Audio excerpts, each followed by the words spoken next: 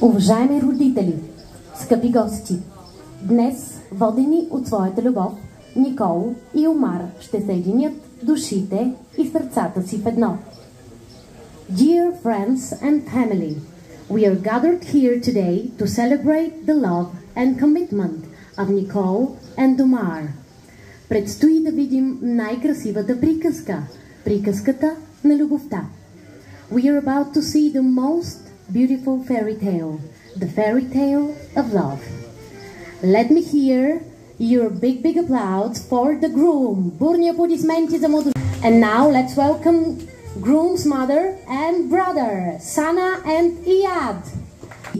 Ето, че дойде и най-емоционалният момент, а именно очаквам да чуя вашите най-силни аплодисменти за най-очарователната, най-красивата и най-щастливата булка днес – Никол и нейният скъп баща Николай.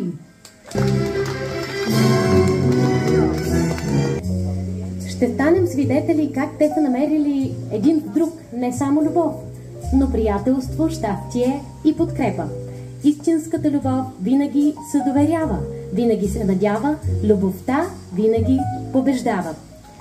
We gathered in this beautiful setting to witness the union of two souls who have found in each other not only love, but also friendship, laughter, and unwavering support. Love always